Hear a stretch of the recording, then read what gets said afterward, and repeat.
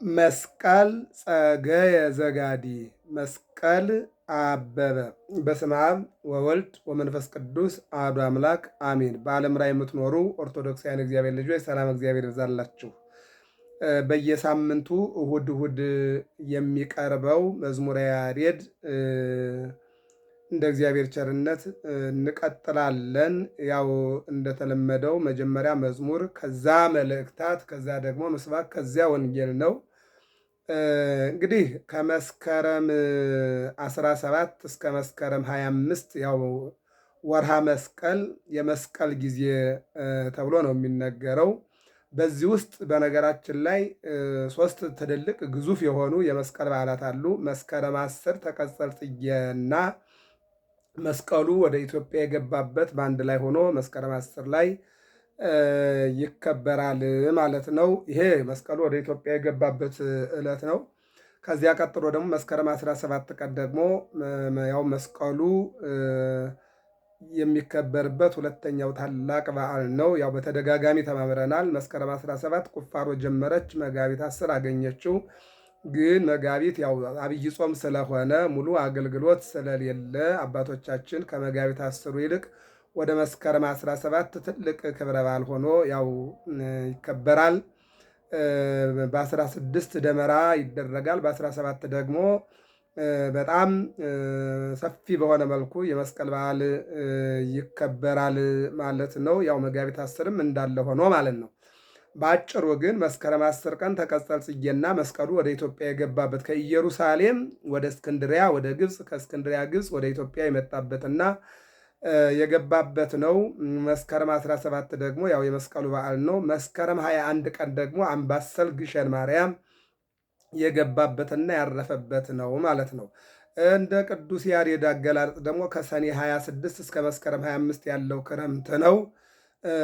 ከመስከረም 26 ጀምሮ ያለው ደግሞ እንግዲህ ያው ጸደይ ነው፣ የፍሬ ጊዜ ነው። መኸር ይባላል። አዝመራው የሚሰበሰብበት ሰዓት ነው ማለት ነው። ስለዚህ ባጭሩ ይህንን ክረምተ ወሃጋየ ዘአንተ ፈጠርከ፣ ክረምቱንና በጋውን አንተ ፈጠርክ። ፀሐይ ወርሃ፣ ፀሐይንና ጨረቃን አንተ ፈጠርክ። ክረምቱና በጋውን አንተ ፈጠርክ። ክረምቱ ሃለፈ ክረምት ቆመ በረከት፣ ክረምቱ አለፈ በረከት ተተካ። የቡቃያው የልምላሜው የአበባው ጊዜ አለፈ፣ የፍሬው ጊዜ የመኸሩ ጊዜ የመሰብሰቡ ጊዜ ደረሰ ይለናል። ስለዚህ ከመስከረም 17 እስከ መስከረም 25 ያለው በዓለ መስቀል ስለሆነ አሁን በዚህ ባለው የወንጌል አገልግሎት እንግዲህ እንደ እግዚአብሔር ቸርነት የምንመለከተው መጀመሪያ መዝሙረ ያሬድን ነው። ሁሉም ግን የሚያሳየን የመስቀልን በዓል ነው። በ7 ዓመት አንድ ጊዜ የሚደርሳት መዝሙር ናት። አሁን 2018 ዓመተ ምህረት መስከረም 25 ቀን የሚባለው መዝሙር ወይም የምትባለው መዝሙር በ7 ዓመት አንድ ጊዜ እሑድ ቀን ስትገጥማት 25 ቀን በ7 ዓመት ነው የሚመጣው። ዘንድሮ እሷ ናት። ማን ትባላለች ተብሎ መራት ለመራዊሃ ትባላለች ተብሎ መራት ለመራዊሃ ሙሽሪት ለሙሽራው እንዲህ ትለዋለች ይልና እንግዲህ ሙሽሪትና ሙሽራ የሚለውን በዚህ በመኃልየ ላይ ሰሎሞን የተባለው ንጉሥ አስቀምጦታል። ቤተ ክርስቲያንና ክርስቶስ፣ ድንግል ማርያምና ክርስቶስ፣ ሰሎሞንና ቤርሳቤህ በእነሱ መኃልየ የምስጋና ምስጋና ተየድሶ መራት ለመራዊሃ መራት የተባለች ቤተ ክርስቲያን ናት። መራዊ የተባለ ደግሞ መድኃኔ ዓለም ነው ማለት ነው። መራት የተባለች ድንግል ማርያም ናት። መራዊ የተባለ መድኃኔ ዓለም ነው። መራት የተባለች ቤርሳቤ ናት። መራዊ የተባለው ሰሎሞን ነው። በሱ ዙሪያ ነው የሚናገረው። እዚህ ላይ ደግሞ የሚነግረን ቀጥታ እንደወረደ ሙሽሪት ቤተ ክርስቲያን ሙሽራዋ ክርስቶስን ውዴ ሆይ ትለዋለች ብሎ ያመጣዋል። እንግዲህ ሙሽሪት ቤተ ክርስቲያን ማለት ምን ማለት ነው? ቤተ ክርስቲያን የምዕመናን መሰብሰቢያ፣ የምዕመናን መማሪያ፣ የምዕመናን መጸለያ ናት። ሙሽሪት ቤተ ክርስቲያን የተባለችው ማለት ነው። ተውባ በመቅደሱ ቅዳሴውን፣ በቅድስቱ ስርዓተ ቁርባኑን፣ በማህሌቱ አገልግሎቱን፣ ስብሐተ ነጉን ወደ አምላኳ ሊቃውንት የሚያቀርቡባት ቤተ ክርስቲያን ሙሽሪት ትባላለች። ሙሽራ የምትባለው እንግዲህ ታጥባ ለብሳ አምራ ተውባ ለሙሽራው እንደምትጠብቅ ሁሉ ቤተ ክርስቲያንም ሁልጊዜ በክርስቶስ ሥጋና በክርስቶስ ደም በጸበሉና በእምነቱ አምራ ተውባ ምዕመናንን እዩኝ እዩኝ ኑና ግቡና የክርስቶስን ሥጋ ብሉ ደሙን ጠጡ ብላ በረከት አግኙ፣ ፍቅርን፣ ይቅርታን፣ ሰላምን ገንዘብ አድርጉ ብላ ሁልጊዜ ቤተ ክርስቲያን ሙሽሪት ልጆቿን፣ ሕፃናትን፣ ወጣቶቹን፣ አረጋውያንን ትጠራለች ማለት ነው። ይህንን ነው ተብሎ መራት ለመራዊሃ ወልድ ውሄ ነአሃቤ ወሪደ ኢታጎንዲ ሙሽሪት ቤተ ክርስቲያን ሙሽራዋ ክርስቶስን ውዴ ወይ አዎ ለምን ትዘገያለህ? ና እንጂ ትላለች። አዎ ከሰባኪው ከጴጥሮስ ከአሳዳጁ ከጳውሎስ ጋር አዎ ና እንጂ ለምን ትዘገያለህ? ና ብላ ቤተ ክርስቲያን ክርስቶስን ትጠራዋለች፣ ትጋብዘዋለች። አዎ ይህንን ነው የሚናገረው ተብሎ መራት ለመራዊሃ ወልድ ውየ ናሃቤ ወሪደ ኢታጎንዲ የይልና መስቀል ጸገየ ዘጋዲ ምስለ ጴጥሮስ ሐዋዲ ወጳውሎስ ሰዳዲ ይልና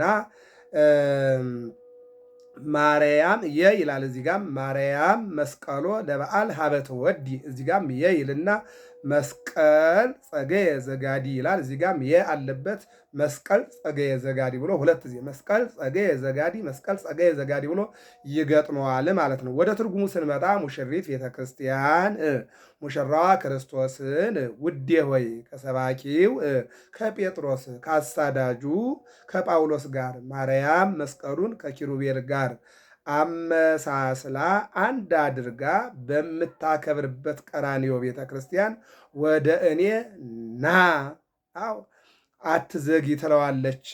የጋዲ የምድረ በዳው ለአሕዛብ ድነት የተመረጠ እንጨት መስቀል እሰይ አበበ ይብልና ቅዱስ ያሬድ ይህንን እዚህ ላይ ይጨርሰዋል። በነገራችን ላይ እዚህ ጋር እንደው ትርጉሙን ስናየው መራዊሃ ለቤተ ክርስቲያን የቤተ ክርስቲያን ሙሽራዋ መድኃኔ ዓለም ነው። ዮሐንስ ወንጌል ምዕራፍ 3 ላይ ምን ይላል? ሙሽሪት ያለችው እርሱ ሙሽራ ነው ይላል። ፀይም ሊባኖስ ስነ ሕይወት መልካሟ ሙሽራ ከሊባኖስ ነይ ብሎ እመቤታችን ሙሽራ እንደሆነች ሰሎሞን ይናገራል። ሙሽሪት የተባለችው ቃልን ጸንሳ ቃልን ስለወለደች ነው። ሙሽራ የተባለው ደግሞ ከእመቤታችን ሥጋ ለብሶ ስለተወለደ ነው። እንደገና ደግሞ ምንድን ነው የሚለው? ከጴጥሮስ ከሰባኪ ወንጌሉ ከጴጥሮስ ምን ማለት ነው? አንተ ውእቱ ክርስቶስ ወልደ እግዚአብሔር፣ ሰዎች ማን ይሉኛል ብሎ ሐዋርያትን ሲጠይቃቸው ሐዋርያት ሙሴ ነው ይሉሃል፣ ኤልያስ ነው ይሉሃል፣ ኤርምያስ ነው ይሉሃል፣ ያም ካልሆነ ዮሐንስ ነው ይሉሃል፣ ዮሐንስ መጥምቅ ማለት ነው፣ ያም ካልሆነ ደግሞ ከነቢያት አንዱ ነው ይሉሃል እያሉ ሲመልሱለት፣ እሺ ሌሎቹ አንዱ ሙሴ ነው አለ፣ አንዱ ደግሞ ኤልያስ፣ አንዱ ደግሞ ኤርምያስ፣ አንዱ ደግሞ ዮሐንስ፣ ያም ካልሆነ ከነቢያት አንዱ ነው ይሉሃል አላችሁኝ። እነሱ ያሉትን ይበሉ፣ እናንተ እኔ ማን እንደሆንኩኝ ታምናላችሁ አለና ጥያቄ ሲጠይቃቸው 11ዱ ዝም ሲሉ ቅዱስ ጴጥሮስ አንተ ውእቱ ክርስቶስ ወልደ እግዚአብሔር ሕያው፣ አንተማ የሕያው እግዚአብሔር ልጅ ክርስቶስ ነህ አለና ሲመልስለት አንተ ብፁዕ ነህ፣ ሥጋና ደም አልገለጠልህም ሰማያዊ አባቴ ነው እንጂ። ስለዚህ አንተ አለት ነህ፣ በአንተ አለትነት ቤተክርስቲያኔን እሰራታለሁ አለና ተናገረ። ስለዚህ ከሰባኪው ከጴጥሮስ ጋር ማለት ነው። ወጳውሎስ ሰዳዲ ማለት ከአሳዳጁ ከጳውሎስ የሐዋርያት ሥራ ምዕራፍ 9 ላይ እንደምንመለከተው ቤተ ክርስቲያንን እያቃጠለ አገልጋዮችን እየገደለ ክርስቲያኖችን እያሳደደ መጻሕፍትን እያቃጠለ የነበረ ጳውሎስ ሳውል ይባል የነበረ ኢየሱስ ክርስቶስ ለምን ታሳድደኛለህ ብሎ ጠርቶ ከመ ትጹር ስሜ በውስተ አሕዛብ፣ በአሕዛብ መካከል ስሜን ትጠራለህ፣ መስቀሌን ትሸከማለህ፣ የራቁትን ታቀርባለህ፣ የወደቁትን ታነሳለህ፣ የተጠራጠሩትን ታሳምናለህ፣ ይልቁንም ደግሞ ከሳውል ወደ ጳውሎስ የዓለም ብርሃን ትባላለህ ብሎ ጠርቶ የራሱ አገልጋይ አድርጎታል ማለት ነው። ስለዚህ ከሰባኪው ከጴጥሮስ ጋርና ከአሳዳጁ ከጳውሎስ ጋር ማርያም መስቀሉን ከኪሩቤል ጋር አመሳስላ አንድ አድርጋ በምታከብርበት ቀራንዮ ቤተ ክርስቲያን ወደ እኔ ና አትዘጊ ትለዋለች። የጋዲ የምድረ በዳው ለአሕዛብ ድህነት የተመረጠው እንጨት መስቀል እሰይ አበበ። ስለ ቃሉ እግዚአብሔር አምላካችን የተመሰገነ ይሁን። እንግዲህ መዝሙረ ያሬድ ይህን ይመስላል። ቀጣዩ የምንሄደው ደግሞ ወደ መልእክታቱ ነው። መዝሙረ ያሬድ እንግዲህ በ7 ዓመት አንድ ጊዜ ዕለተ ሰንበት የምታገኘው ተብሎ መራት ቤተ ክርስቲያንና ክርስቶስን ሙሽሪት ቤተ ክርስቲያን ሙሽራው ክርስቶስ ወይም ደግሞ ሙሽራዋ ክርስቶስ እንደማይለያዩና ይልቁንም ቤተ ክርስቲያን ሁል ጊዜ የክርስቶስን ስጋና ደም ለምዕመናን እንደምታድልና ምዕመናንን ሰብስባ የክርስቶስን ሙሽሪት ቤተ ክርስቲያን ጸበሉን፣ እምነቱን፣ ስጋውን፣ ደሙን ቃለ እግዚአብሔሩን ለምዕመናን እንደምታቀርብ የሚናገር ቃለ እግዚአብሔር ነው። ስለ ቃሉ እግዚአብሔር የተመሰገነ ይሁን። ወደ ቅዳሴው ሰነድ አንደኛ ቆሮንቶስ ምዕራፍ 2 ቁጥር 1 እስከ 12 ያለው ነው። እግዚአብሔር አስቀድሞ ከዘመናት በፊት ለክብራችን የወሰነው የእግዚአብሔርን ጥበብ ምስጢር እንናገራለን ይላል። የእግዚአብሔርን ጥበብ ምስጢር እንናገራለን ይላል። ምንድን ነው? እግዚአብሔር አስቀድሞ ከዘመናት በፊት ለክብራችን የወሰነው የእግዚአብሔርን ጥበብ ምስጢር እንናገራለን ይላል። እግዚአብሔር ዓለሙን የፈጠረበት ጥበቡ፣ ዓለሙን ደግሞ ያዳነበት ጥበቡ፣ ዓለሙን ያመጣበት ጥበቡ፣ ዓለሙን የሚወስድበት ጥበቡ በእሱ ተሰውሮ የሚኖር የሰው ልጅ ሊያውቀው የማይችል ማለት ነው። የዕብራውያን 11 ላይ ምን ይላል? ይህ ዓለም ከዚህ ዓለማውያን ሰዎች ያመጡት ቢሆን ኖሮ ዓለማውያን ሰዎች ሲሞቱ ዓለም በተጠቀለለ በጠፋ ነበረ። ነገር ግን የምናየው ዓለም ከማናየው ከእግዚአብሔር እንጂ ከምናያቸው ከሰዎች አይደለም ይላል። ይህ ዓለም ከምናያቸው ከሰዎች የተገኘ ቢሆን ኖሮ ዓለም ኃያላን ነን ብለው የሚሉ ዓለማት ሁሉ፣ ነገስታት ሁሉ፣ መንግስታት ሁሉ ዓለምን በጠቀለሉት ነበረ፣ ዓለምን ባጠፉ ነበረ። አዎ።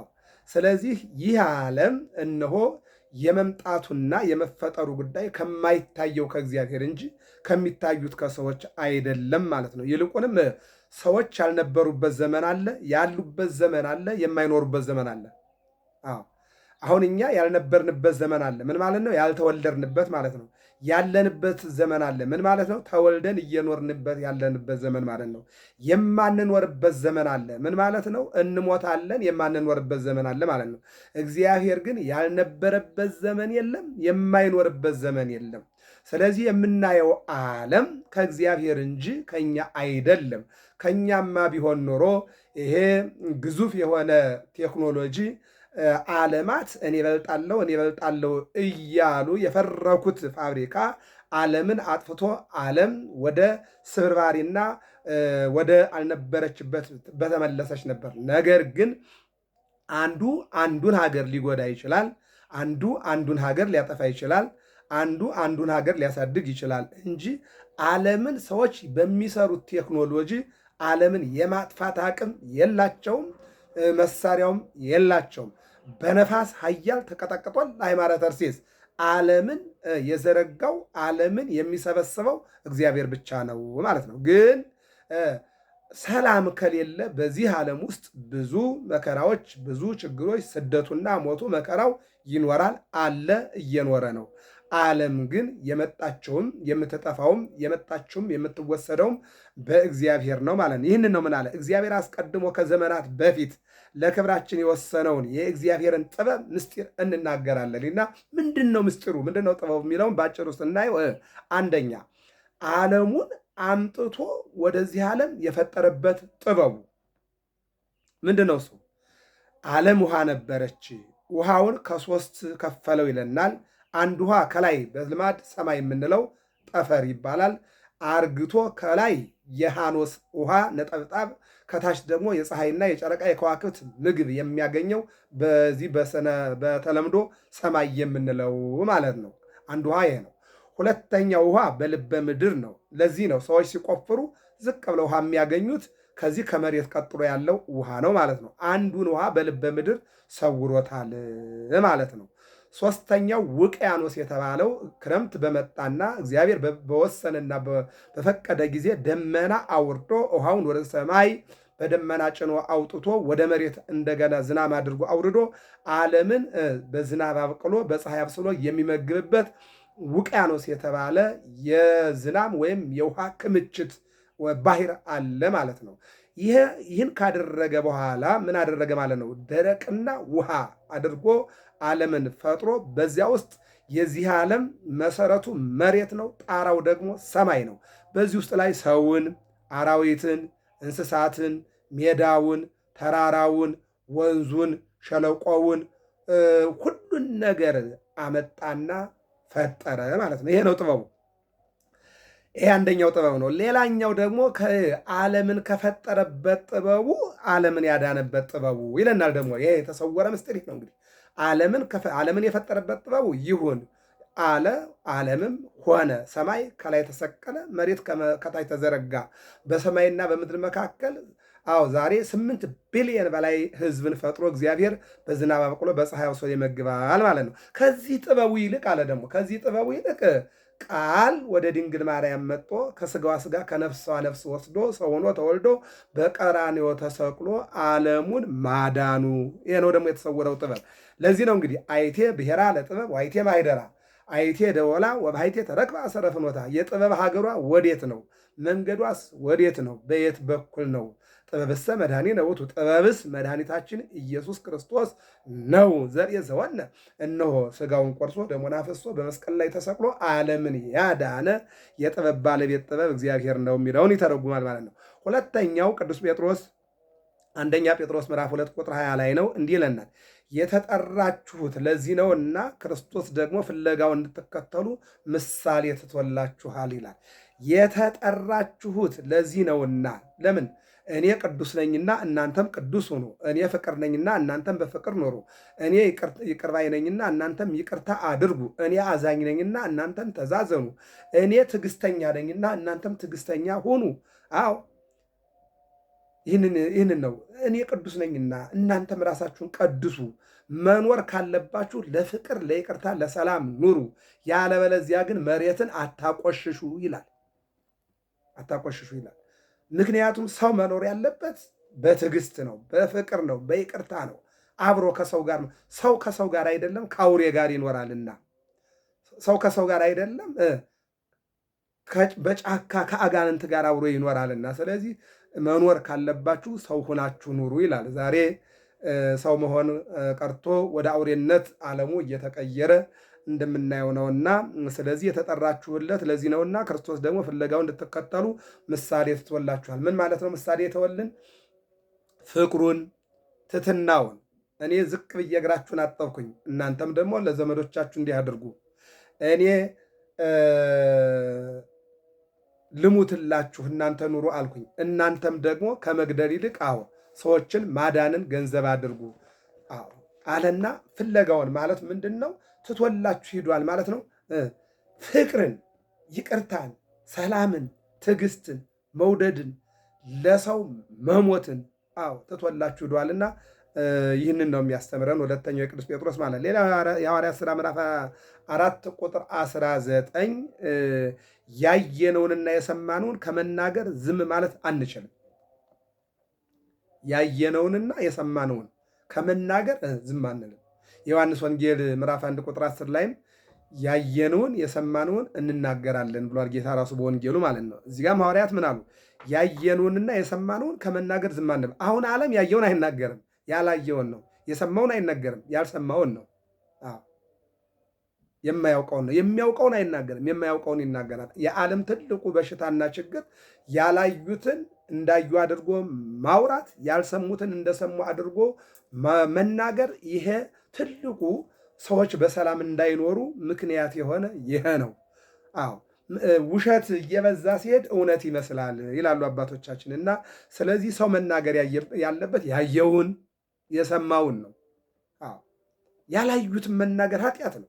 ያልሰሙትን ማውራት ወንጀል ነው። ያየነው እንኳን ቢሆን መልካም ከሆነ ነው። መልካም ካልሆነ አለመናገሩ ነው የሚጠቅመው። የሰማነው ጥሩ ነገር ከሆነ ነው መናገር። ጥሩ ነገር ካልሆነ ግን እኛ እንደሰማነው የእኛ ጆሮ እንደቆሸሸ ሌሎቹ ደግሞ ጆሮቸው እንዳይቆሸሽ ያን መጥፎ ነገር አለመናገር ነው። በዓይናችን ያየነው ጥሩ ያልሆነ ነገር ከሆነ የእኛ ዓይን እንዳየው ሌሎቹ ደግሞ አይተው እንዳይበከሉ አለመናገር አማራጭ እንደሆነ ይናገራል ማለት ነው። እንግዲህ መልእክታቱ ሁለቱና የሐዋርያት ሥራ ይሄ ነው። ሌላው ቀጥሎ ምስባክ ነው። ምስባኩ እንግዲህ በሶስት አይነት መልኩ ወሀብኮሙ ትምህርተን ብለው ይላሉ። ትምህርተ ያው በተለያየ መልኩ ስለተማር ነው። ወአጽንዖ እግዚኦ ለዝንቱ ዘሠራይ ከለነ ብሎም ደግሞ ስለ ማዕድም የሚናገር አለ። እኔ ግን የምናገረው ያው ይህንኑ ራሱን ነው። በዚህ በመዝሙረ ዳዊት መዝሙር 131 ቁጥር 6 ላይ ወንሰግድ ውስተ መካን ሀበ ቆመ እግረ እግዚእነ ይለናል። የጌታችን እግር ወደ ቆመበት ወደ ቀራኔዮ እንሰግዳለን። ቀራኔዮ ላይ መስቀል ተተከለ። በመስቀሉ ላይ መድኃኔ ዓለም ተሰቀለ። የመድኃኔ ዓለም እግሮች መስቀል ላይ ቆሙ ማለት ነው። ለዚያ ቀራኔዮ ማለት ቤተ ክርስቲያን ማለት ነው። በቤተ ክርስቲያን እንሰግዳለን። በቤተ ክርስቲያን ምን አለ? መስቀሉ አለ። በቤተ ክርስቲያን ምን አለ? ስጋው አለ። በቤተ ክርስቲያን ምን አለ? ደሙ አለ። ስለዚህ የጌታችን እግር ወደ ቆመበት እንሰግዳለን ማለት መጀመሪያ ወደ ቀራኔዮ፣ ቀራኔዮ ማለት ቤተ ክርስቲያን፣ ወደ ቤተ ክርስቲያን ማለት ነው። ከዚያ ሲቀጥል ደግሞ ወደ መንግሥተ ሰማያት እንሰግዳለን፣ እንናፍቃታለን ማለት ነው። ጥሩ ስራ ከሰራን፣ መልካም ስራ ከሰራን፣ ደግ ስራ ከሰራን የኛ ስለሆነች ወደ እሷ እንሰግዳለን ማለት የምንኖረው እሷን እያሰብን ነው ማለት ነው። በነገራችን ላይ ሰው መንግሥተ ሰማያትን ካሰበ ክፉ አይሰራም። ይሞታል እንጂ አይገልም፣ ይሰጣል እንጂ አይሰርቅም፣ ያስታርቃል እንጂ አያጣላም፣ አይጣላም። ይህን ማወቅ ያስፈልጋል። ይቀጥልና ወንሰግድ ውስተ መካን ሀበ ቆመ እግረ እግዚእነ ይልና እንደውም ንበውእን ከሰ ውስተ አብያቲሁ ለእግዚአብሔር የሚልም አለ። ወደ ማደሪያው እንገባለን። ንበውእን ከሰ ውስተ አብያቲሁ ለእግዚአብሔር ወንሰግድ ውስተ መካን ሀበ ቆመ እግረ እግዚእነ፣ የጌታችን እግሮች በቆሙበት እንሰግዳለን ብሎ ልበ አምላክ ዳዊት ይናገራል። እና ናሁ ነዐርግ ኢየሩሳሌም፣ ወደ ኢየሩሳሌም እንወጣለን፣ ወደ ኢየሩሳሌም እንሂድ፣ የሰው ልጅ ይያዛል፣ ይሰቀል ዘንድ ጊዜው ይደርሳል፣ አንድም ደርሷል። ስለዚህ ናሁ ነዐርግ ኢየሩሳሌም፣ አሁን ወደ ኢየሩሳሌም እንወጣለን፣ ወደ ቀራንዮ እንወጣለን፣ የክርስቶስ ሥጋን ደሙን እንቀበላለን ብሎ ልበ አምላክ ዳዊት ለእኛ በሱ መኖር እንዳለብን የነገረን ቃል እግዚአብሔር ነው።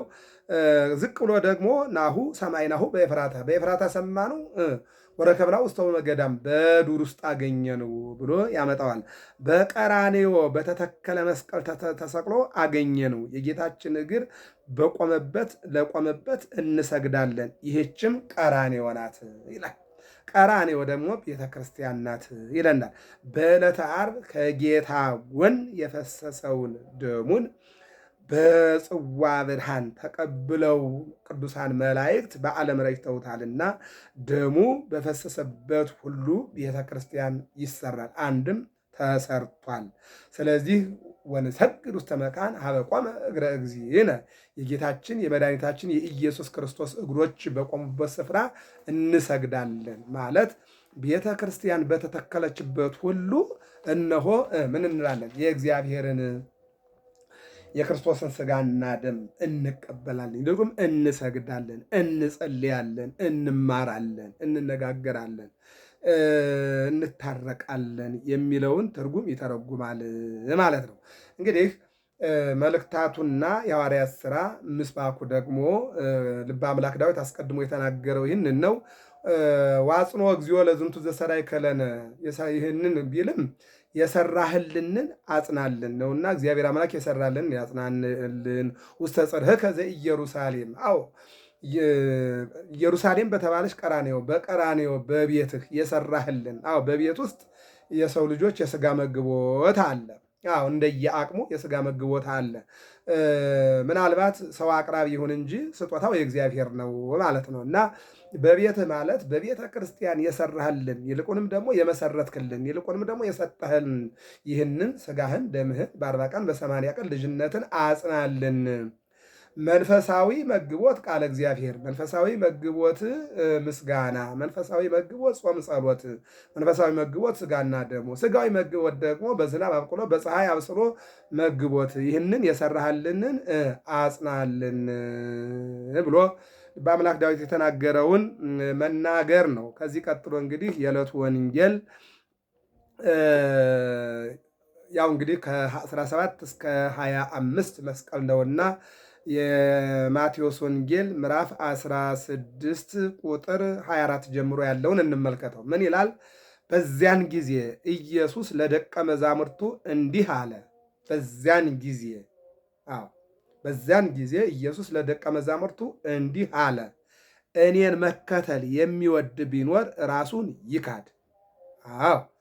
እኔን መከተል የሚወድ ቢኖር ራሱን ይካድ። ምን ማለት ነው? ሀብታም ቢሆን ሀብት የእግዚአብሔር ነው። ጉልበተኛ ቢሆን ጉልበት የእግዚአብሔር ነው። አዋቂ ቢሆን እውቀት የእግዚአብሔር ነው። ምሁር ቢሆን ምሁርነት ከእግዚአብሔር የተሰጠ ነው። ተናጋሪ ቢሆን መናገር እግዚአብሔር እስከፈቀደ ነው። ባለስልጣን ቢሆን ስልጣን ከእግዚአብሔር ነው። ይህንን ራሱን ይካድ ማለት ያለው ሁሉ የኔ አይደለም የሚያልፍ ነው። የማያልፈው እግዚአብሔር ምንድን ነው? ዳዊት በጉልበቱ ጎልያድን ገደለና ምን አለ? አሚሃ ወርቀ በኃይለ እግዚአብሔር፣ በእግዚአብሔር ኃይል ወደቃልና የዳዊትን ኃይልና አቅም ስራ ለእግዚአብሔር ሰጠ። ስለዚህ ስንሰጥ ሰዎች ተባረኩ እንኳን ቢሉ አይ እግዚአብሔር የሰጠኝና የሰጠው። ኢዮብ ምንድን ነው ያለው? እግዚአብሔር ሰጠ፣ እግዚአብሔር ወሰደ፣ እግዚአብሔር የተመሰገነ ይሁን ያለው። አለቀ። ስለዚህ ሰው ሁልጊዜም እግዚአብሔርን አመስጋኝ መሆን አለበት። ራሱን እኔን መከተል የሚወድ ቢኖር ራሱን ይካድ ማለት መኖሩ ከእግዚአብሔር ጋር ተገናኝቶ ሁሉን ለእግዚአብሔር መተው ማለት ነው። ሀብት ቢኖረውም ሀብት የእግዚአብሔር፣ ስልጣን ቢኖረውም ስልጣን የእግዚአብሔር፣ ጉልበት ቢኖረውም ጉልበት የእግዚአብሔር ነው። አንደበት ቢኖረውም አንደበት የእግዚአብሔር ነው። ገንዘብ ቢኖረውም ገንዘብ የእግዚአብሔር ነው ብሎ አጠቃላይ ስጦታውን የእግዚአብሔር አድርጎ መውሰድ። አሁን እንዲህ የሚኖር ሰው ይሰጣል እንጂ አይቀማም፣ ያስታርቃል እንጂ አያጣላም፣ ያድናል እንጂ አይገልም፣ በትክክል ይፈርዳል እንጂ አያዳላም፣ በነፃ ይፈርዳል እንጂ ጉቦኛ አይሆንም፣ ጉቦ አይቀበልም፣ ዘረኛ አይሆንም፣ ጎጠኛ አይሆንም፣ ተራራ ወንዝ ቋንቋ አይመርጥም። የኔ ወገን ነህ፣ የኔ አገር ልጅ ነህ፣ የኔ ዘመድ ነህ እያለ ድሃን አያሳድድም። እንደገና ደግሞ ጉቦ አይቀበልም። እግዚአብሔርን ይፈራል። ራሱን የካደ ይሄ ነው ማለት ነው። ይቀጥልና ምን ይላል? ራሱን ይካድና መስቀሉንም ተሸክሞ ይከተለኝ። መስቀሌን አይደለም መስቀሉንም ተሸክሞ ይከተለኝ። ሰው እያንዳንዱ መስቀል ማለት ሰላም ነው። ሰላም አለን። ሰላምን ተሸክመ ተከተለኝ ማለት ነው። መስቀል ማለት ፍቅር ነው። ፍቅርን ይዘህ ተከተለኝ። ያለ ፍቅር እግዚአብሔር አይገኝም ማለት ነው። መስቀል ማለት ይቅርታ ነው። ይቅርታ እያደረግ ብትጣላም ቢጠላህም ብትጠላውም ይቅርታ አድርገህ ተከተለኝ ማለት ነው። መስቀሉንም ተሸክሞ ማለት ይቅርታን፣ ሰላምን፣ ፍቅርን ገንዘብ አድርገህ ተከተለኝ ማለት ነው። ያለበለዚያ ግን ፍቅር የለ፣ ሰላም የለ፣ ይቅርታ የለ እንዴት እግዚአብሔርን እንዴት መከተል ይቻላል? አሁን ሁሉም ምንድን ነው ሲባል ክርስቲያን ነኝ ይላል። እንዴ ሰላም በሌለበት፣ ይቅርታ በሌለበት፣ ፍቅር በሌለበት፣ አብሮ መኖር በሌለበት፣ መጨካከን በበዛበት፣ መገዳደል በበዛበት፣ አንዱ አሳዳጅ፣ አንዱ ተሰዳጅ፣ አንዱ በይ፣ አንዱ ተመልካች፣ አንዱ አባራሪ፣ ሌላው ደንባሪ በሆነበት ዓለም ላይ እግዚአብሔርን አመልካለሁ ማለት ተረት ነው የሚሆነው ማለት ነው። ይህን ነው የሚናገረው። መስቀሉን ተሸክሞ ይከተለኝ እና ነፍሱን ሊያድን የሚወድ ሁሉ ያጠፋታል፣ ስለ እኔ ግን ነፍሱን የሚያጠፋ ሁሉ ያገኛታል። ሰው ዓለሙን ሁሉ ቢያተርፍ ነፍሱን ቢያጎድል ምን ይጠቅመዋል? ወይስ ሰው ስለ ነፍሱ ቤዛ ምን ይሰጣል? የሰው ልጅ ከመላእክቱ ጋር በአባቱ ክብር ይመጣ ዘንድ አለውና ያን ጊዜም ለሁሉ እንደ ስራው ያስረክበዋል። ይሄ ነው እንግዲህ ወይፈድዮ ለኩሉ በከመ ምግባሩ። ዛሬ የመኸር ሰዓት ነው። ገበሬው በሰኔ ዘርቶ የበቀለው ያረመው ያሳረበው ያጠረው ያሳጠረው ለመለመ፣ አበበ፣ አፈራ፣ ደረቀ፣ ማጭድ ይዞ ሊያጭድ ይገባል። ያጨደውን ይከምራል፣ የከመረውን ይወቃል፣ የወቃውን መኖውን ለእንስሳት ፍሬውን ወደ ጎተራ ያስገባል። በአጭር አገላለጽ ገበሬ የዘራውን ነው የሚያጭደው ማለት ነው። ባልዘራበት ማሳ ላይ ማንም አይገባም። በራሱ ያልሆነ መሬት ላይ ገብቶ የሚያጭድ የለም። ምናልባት ተቀጥሮ ካልሆነ በስተቀር በተቀጣሪነት ደረጃ ካልሆነ ሰው የዘራውን ነው የሚያጭደው እንጂ ያልዘራውን አያጭድም። ስለዚህ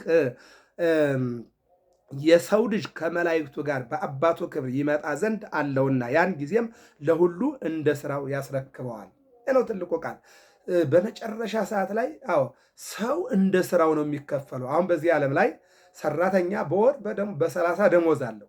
አዎ ይሄ እንደው ለጊዜው ለስጋ መጠገኛ መኖሪያ እንጂ ሰው የድካሙን ዋጋ አያገኝም።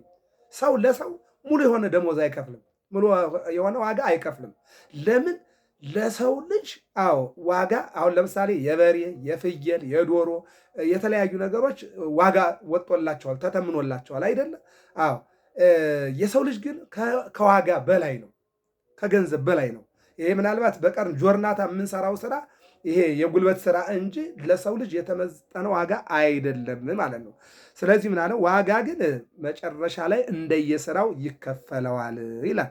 የሰራውን ነው በቃ የሚከፈለው፣ በሰራው ልክ ነው።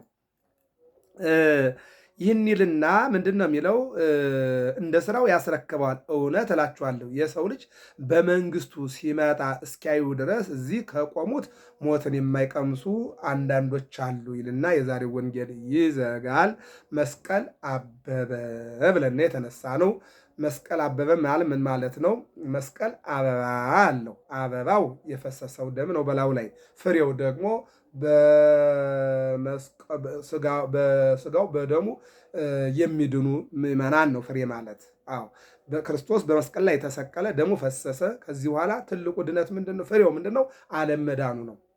እመቤታችን አበባ ትባላለች፣ ፍሬው መድኃኔ ዓለም ነው። ቤተክርስቲያን አበባ ትባላለች፣ ፍሬዋ የክርስቶስ ስጋና ደም ነው፣ መዳን ነው። ስለዚህ መስቀል አበበ ብለን ተማምረናል። ገብረ መስቀል ሚዲያ ነው። ሰብስክራይብ፣ ላይክ፣ ሸር አድርጉ። በየሳምንቱ እሑድ እሑድ መዝሙረ ያሬድ፣ የዕለተ ሰንበት የወንጌል አገልግሎት በየሳምንቱ እንደዚሁ እንነጋገራለን። እግዚአብሔር አምላክ ሀገራችን ሰላም ያደርግልን፣ የታሰሩት ይፈቱልን፣ የተራቡትን እግዚአብሔር አምላክ በበረከቱ ያጥግብልን፣ የተሰደዱትን ወደ ቤታቸው ይመልስልን፣ የተጣሉትን ያስታርቅልን። ነፍስና ስጋ ተጣልተዋልና ያስታርቅልን። እንደውም ሀገራችን ኢትዮጵያ ወንዝ የተሻገረ ደንበር የደፈረ የለም። ነገር ግን ሞት በሕፃናት፣ ሞት በወጣቶች፣ ሞት በአረጋውያን፣ እርስ በርሱ መገዳደልና መጨካከን በስቷልና አቤቱ አምላክ ሆይ ለሕዝባችን ለሀገራችን ሰላምን ፍቅርን ሰጠህ። ይህን ጥላቻ አስወግደህ ሕፃናት እንዲያድጉ፣ ወጣቶች ደግሞ ሩጠው እንዲቀድሙ፣ አረጋውያን እንዲጦሩ ይሆኑ ዘንድ ያንተ መልካም ፈቃድ ይሁንልን። ሰብስክራይብ፣ ላይክና ሼር አድርጉ። ገብረ መስቀል ሚዲያ ነው። በቲክቶክም በዩቱብም ገብረ መስቀል ሚዲያ ብላችሁ ተከታተሉ። ሰላም እግዚአብሔር ከሁላችን ጋር ይሁን። ወስብሐት ለእግዚአብሔር።